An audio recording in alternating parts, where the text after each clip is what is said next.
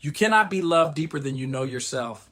Welcome to Self-Love Wednesday. I am Ron, Simplified Myers, and I am so glad you chose to spend this time with me today. I want you to take a breath before we go anywhere. A real one, not a quick one. A slow, intentional breath that says, I am here. I am present. And for the next little while, I am showing up for myself. That breath right there. That was already an act of self-love. Do not underestimate it. Today, we are going deep on something that I believe is one of the most misunderstood concepts in personal growth and in relationships. Emotional intimacy. Now, when most people hear that phrase, they immediately think about their relationship, their partner, their marriage, how close they feel, or how far apart they have drifted.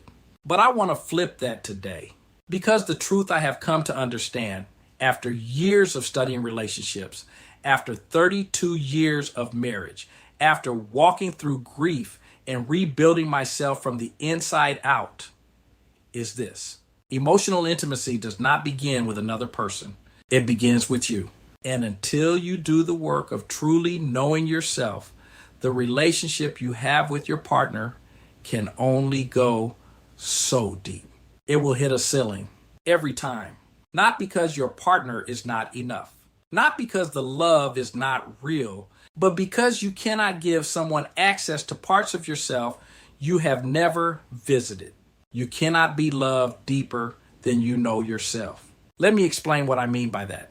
Most of us, and I am talking about good people, loving people, people who genuinely want deep and meaningful relationships, most of us are walking around with a version of ourselves that we have never fully examined. We know our preferences.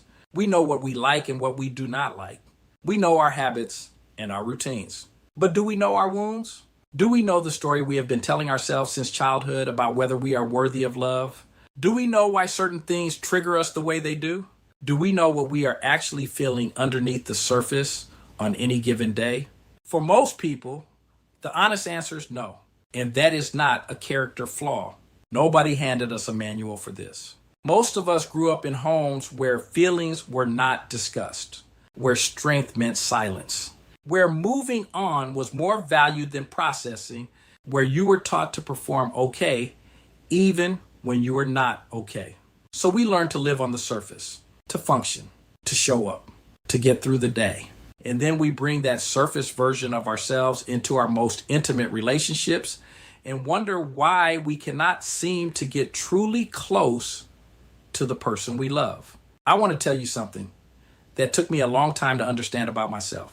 For years, even inside a beautiful marriage, there were parts of me I kept hidden, not intentionally, not because I was trying to deceive anyone, but because I had never gone there myself. There were feelings I had never named, thoughts I had never acknowledged, needs I had never given myself permission to have. And what that meant was, even with a woman who loved me deeply and knew me better than anyone, there was a ceiling, a place the intimacy could not reach because I had not reached it myself. It was not until I started doing the real work of self-discovery, sitting with myself, asking hard questions, being honest about what I was carrying, that everything deepened. Not just my relationship with my wife, my relationship with myself. And let me tell you, when you start to truly know yourself, when you start to see yourself clearly and with compassion, something shifts, not just inside you, in every relationship around you. Because people can feel when you are present. They can feel when you are real. They can feel the difference between someone performing and someone actually showing up. And the person who knows themselves, who has done the work, they show up differently.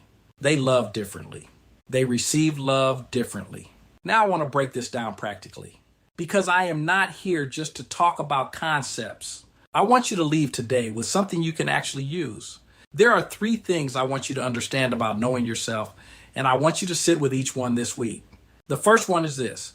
You have to be willing to feel what you feel, not analyze it, not explain it away, not compare it to what someone else would feel in your situation. Just feel it. Most of us have been running from our own feelings for so long that we have lost the ability to even identify them accurately, we default to fine. We default to okay. We default to I don't know when someone asks how we are really doing.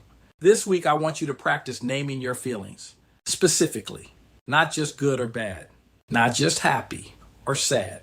Get specific. Are you anxious? Are you lonely? Are you grieving something? Are you excited? Are you resentful? Are you proud? Name it out loud if you can, because naming something takes away its power to control you from the shadows. The second thing is this: you have to be willing to examine your story.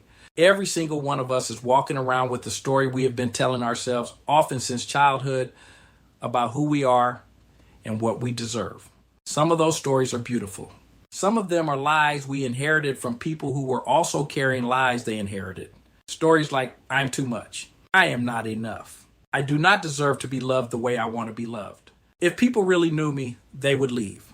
I have to earn my place in every room. Do any of those sound familiar? Those stories, if you never examine them, will run your life. They will shape every relationship you have. They will tell you when to hide and when to perform and when to settle for less than you deserve. But when you bring them into the light and when you look at them honestly and ask, where did this come from? And is it actually true? You take back the power. That is self-love, not bubble baths and affirmations. The real work of looking at your own story with honesty and compassion and deciding which parts you are keeping and which parts you are rewriting.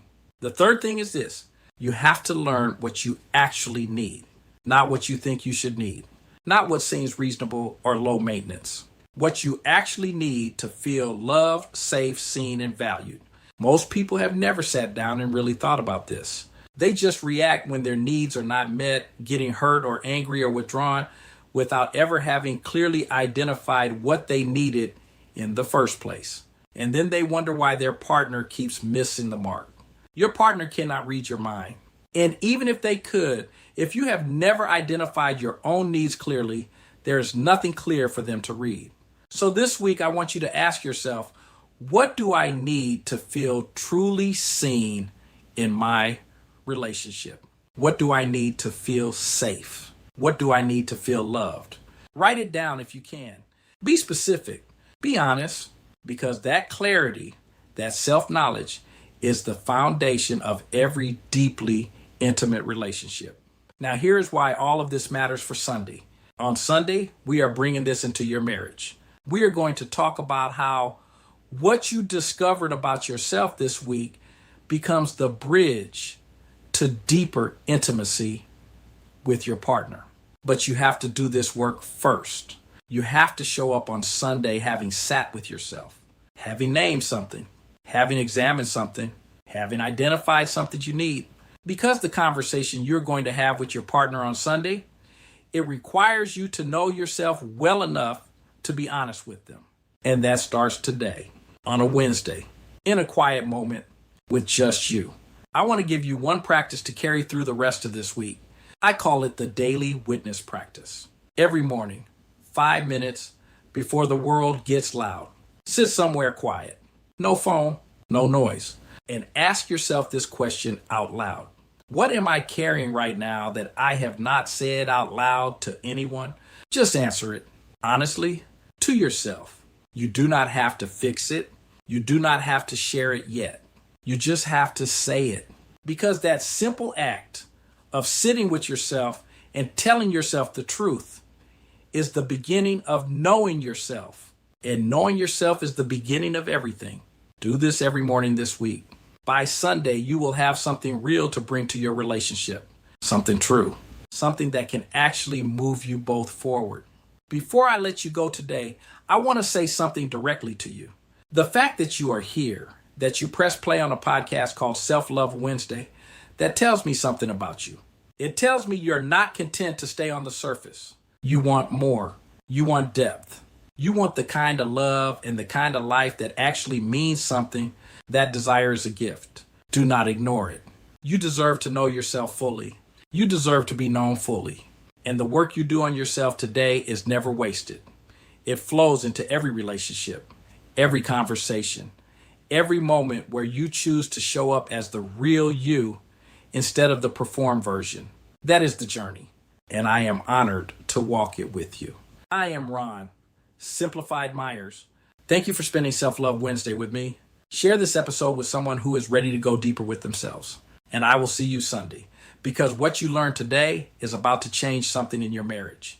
And most important, remember, you are extraordinary.